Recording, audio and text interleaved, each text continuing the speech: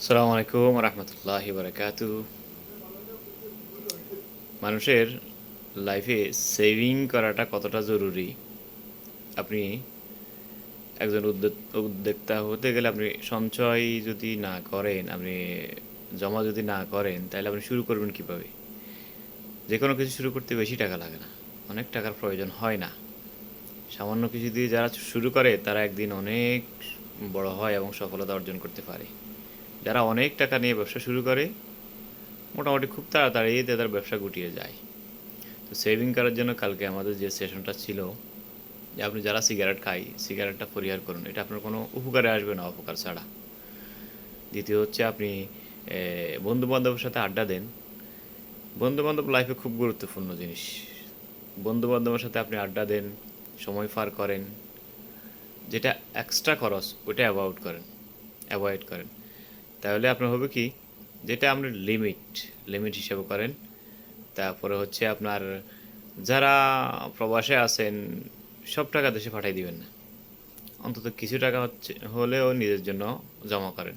এখন আপনি যদি মনে করেন 1000 দিরহামও চাকরি করেন, আপনি 100 দিরহাম কষ্ট করে হলে 100 দিরহাম আপনি নিজের জন্য সেভিং করুন, এবং ওই সেভিংটা 10 বছর পরে দেখেন কোথায় গিয়ে দাঁড়ায়, এবং এটা আপনার অনেক কাজে লাগবে আশা করি। তারপরে যারা বিভিন্ন কারণে অকারণে পয়সা খরচ করেন, আরেকটা কথা আসছে যে যারা প্রেম করেন, ইয়াং জেনারেশন যারা আছেন, প্রেমিকের জন্য গিফট কিনেন, প্রেমিকার জন্য এটা কিনেন সেটা কিনেন, প্রেমিকার জন্য আজকে ডেটিংয়ে অমুক রেস্টুরেন্টে নিয়ে যেতে হবে, ওখানে ভালো ভালো খাওয়া বা পরিবেশন করতে হবে ওদের। আপনারা এগুলা পরিহার করুন।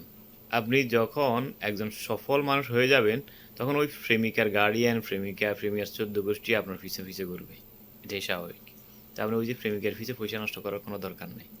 মোবাইলে এমবি আপনি দেখা গেছে টাইম মেনটেন করে এক টাইম আপনি মোবাইল দেখেন, লিমিট করেন। যে মান্থলি একটা এমবি নিলেন আপনি, যে আমরা এত এমবি আমি এটা লিমিট করে খরচ করবো, যে আজকে আমার বাজেট এতটুকু।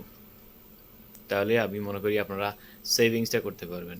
যদি আপনি সেভিং না থাকে, তাহলে আপনি 2 4 5 বছর 10 বছর পরে গিয়ে আপনি আফসোস করতে হবে আপনাকে, কিছু করার নাই। যত প্রবাসী আছে, যতজন সেভিং না করছে, তারা 20 বছর বিদেশ থাকার পরেও যখন দেশে যাওয়ার চিন্তা করে, তখন চিন্তা করে আমি দেশে যাই কী করব, আমার কাছে তো কোনো টাকা নেই। আর এমনটা না আপনি যে আপনি এটা অনেকে মনে করে যে আমি ফ্যামিলিতে টাকা সব পাঠাই দিছি, ওরা আমার জন্য জমা রাখছে। একদম ভুল ধারণা। বাস্তব অভিজ্ঞতা থেকে অনেক মানুষকে দেখছি এরকম, যে 10 15 বছর 20 বছর করার পরে যখন দেশে গেছে, তখন বলতেছে যে আমার তো টাকা, আমি এত টাকা পাঠাইছি, আমার জন্য কেন রাখা হয় নাই। আসলে আপনি যেই টাকাটা দিচ্ছেন, ওরা মনে করে যে আপনি নিজের জন্য রেখে বাকি টাকাটা দেশে পাঠাচ্ছেন। এই জন্যে তারা সব টাকাটা কাজে লাগাই ফেলে অথবা খরচ করে ফেলে।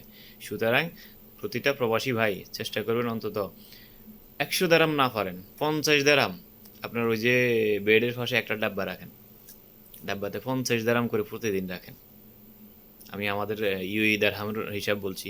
তো যে যে দেশে আছেন ওই হিসাবে আপনি আপনার ইনকাম হিসাবে আপনি ওই জিনিসটা করেন, তাহলে ইন ফিউচার আপনি 10 বছর পরে বড় একটা অ্যামাউন্ট পাবেন, ওইটা আপনার খুবই গুরুত্বপূর্ণ কাজে লাগবে। এটা আপনি মনে করেন যখন আপনি নিঃস্ব, আপনার কাছে কিছুই নেই, তখন ওই সেভিংসটা আপনার মূলধন হয়ে দাঁড়াবে।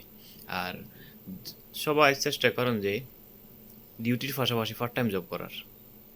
একটা পার্ট টাইম যদি জব করতে পারেন, আপনি চিন্তা করেন যে ওই টাকাটা আপনি সেভ করেন, কষ্ট হলেও সেভ করেন।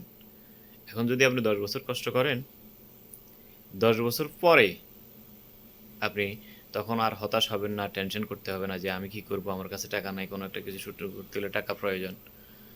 আশা করি ব্যাপারটা বুঝতে পারছেন। আসসালামু আলাইকুম রহমতুল্লাহ।